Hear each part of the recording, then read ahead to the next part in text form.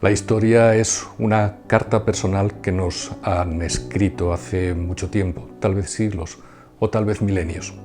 Pisamos sobre las mismas huellas de nuestros antepasados, como en época de Cipriano, cuando el aire se llenó de un veneno invisible y levantó remolinos de muerte.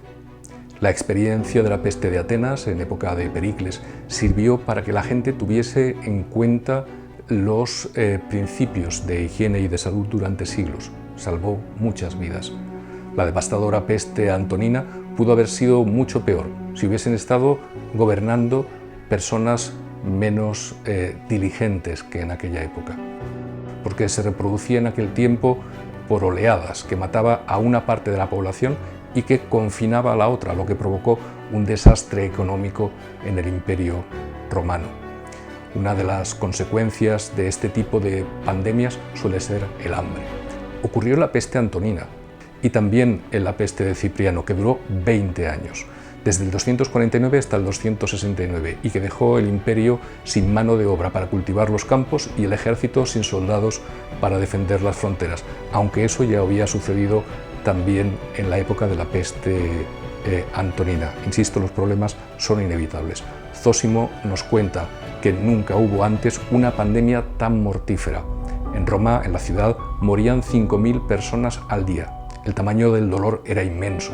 Por las calles solo paseaban las sombras.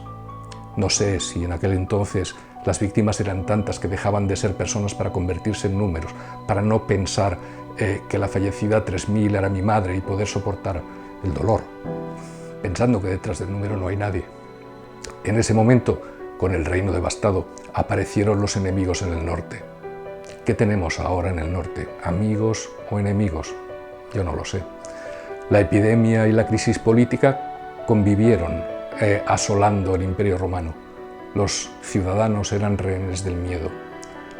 Lo que puede empeorar una epidemia es el egoísmo político que se basa en utilizar o incluso en fomentar el caos para las aspiraciones personales, despreciando el sufrimiento de los ciudadanos.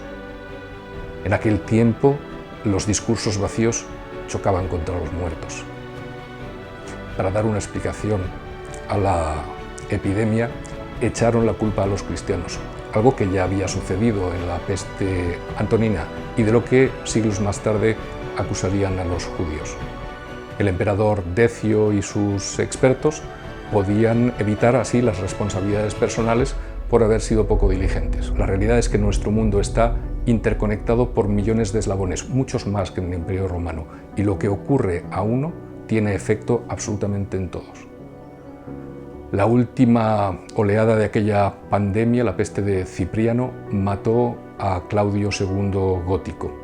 Se hundió entonces la autoridad imperial que arrasó el sistema de fronteras del imperio. Emperadores sin capacidad, sin méritos, sin ser elegidos, usurparon el trono uno tras otro. En todo aquel desbarajuste de locos, la gente buscaba un gobernante que dijese una frase sensata, una frase cuerda, porque los políticos hacían leyes para un mundo que ya no existía.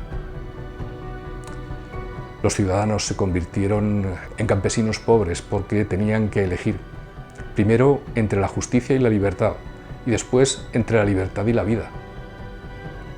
Las pandemias de la antigüedad desaparecían en décadas o en años, pero nuestros portentosos avances médicos hacen que ahora tal vez se puedan atajar en pocos años, o en algunos meses, en muchos meses, pero en poco tiempo relativamente. Hay gente que todavía prefiere gastar en armas en lugar de invertir en ciencia. Cipriano de Cartago aseguraba que la única solución para esa pandemia era la solidaridad, la ayuda mutua. El valor es el refugio del dolor. Matar a la muerte es una tarea de los audaces y de los generosos. Creo que fue Alejandro Magno quien decía que de la conducta de cada uno dependía el destino de todos. Por eso es tan importante luchar por uno mismo, pero aún más luchar por los otros, por todos.